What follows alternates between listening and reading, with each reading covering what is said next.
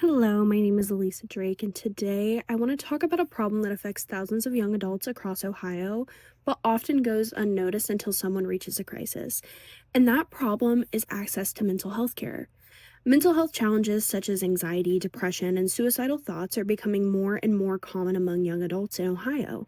Although treatment exists, many people cannot get the help that they need because of financial barriers, provider shortages, transportation issues, and the stigma surrounding mental illness. Today, I'll explain why this problem is so complex, why it matters, and what we can do to improve access to healthcare. Mental health affects every part of a person's life. It influences school performance, employment, relationships, and physical health. Young adulthood is one of the most stressful periods of life. Many people are transitioning from high school into college or careers while becoming financially independent. In Ohio, studies have found that many young people report symptoms of anxiety or depression, yet a large number never receive treatment. When mental health needs go untreated, the consequences can include substance abuse, dropping out of school, unemployment, homelessness, and even suicide. There's so many consequences of leaving your mental health going untreated, and it is so important for us to find out how to give more access to young adults for them to get better at their mental health.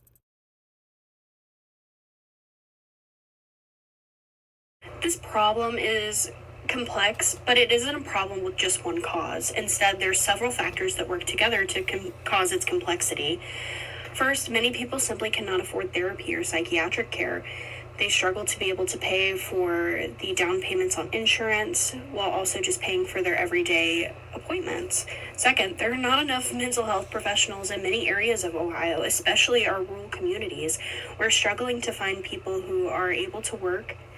Third, transportation can make attending appointments very difficult, especially right now in our current economic status.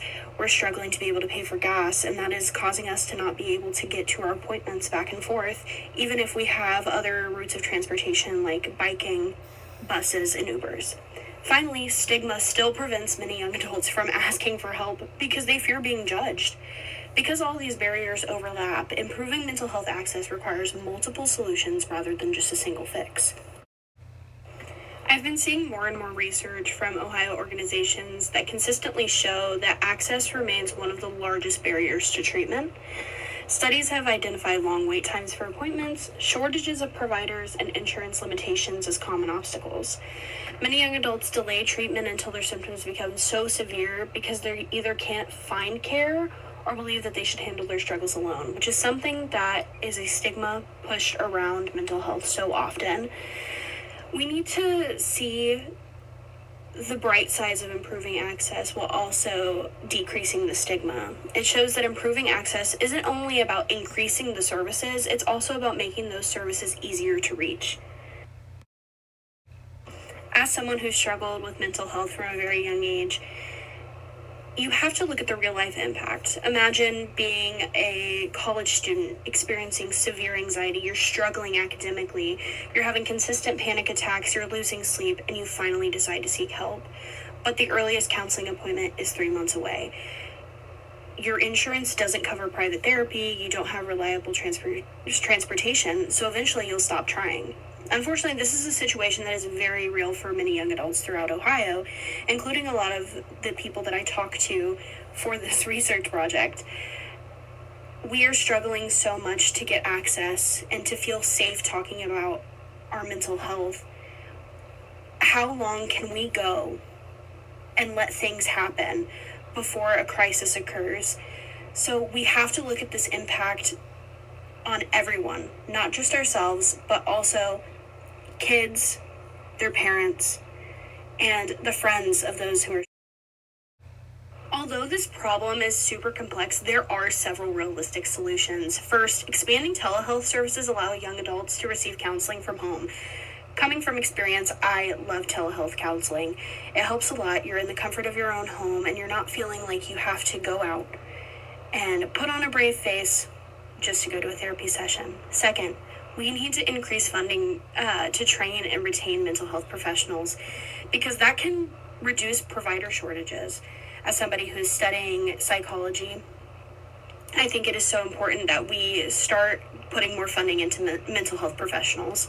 Third, colleges and universities can expand campus counseling centers and crisis resources. We're very blessed and lucky at Miami to have the counseling and the crisis resource that we get at the beginning of the year, even throughout the year. If you have academic counselors or advisors, they always give us those resources in case that we need them. Finally, mental health education can reduce stigma by encouraging people to seek help earlier instead of waiting until they're in crisis. Each solution addresses a different barrier, making mental health care more accessible. And you're probably thinking, what can we do? Improving mental health access requires action from everyone. Government leaders can increase funding, healthcare organizations can expand services, schools can provide education and counseling, communities can reach supportive environments, individuals can also make a difference simply by checking in on your friends, encouraging treatment, and speaking openly about mental health. It takes small actions to create a larger cultural change. We need to take a step and make it known that there is a need for a stigma around mental health and fearing what would happen if you decide to get treatment. I make it a part of my day to at least try to make someone's day a little bit better and a little bit brighter. And I encourage people to do that as well. You never know what someone is struggling with, and I know that is something you hear so often, but it is so true. It is the people with the brightest smiles on their face that could be fighting the darkest battles. Mental health affects all of us, either directly or through someone we care about.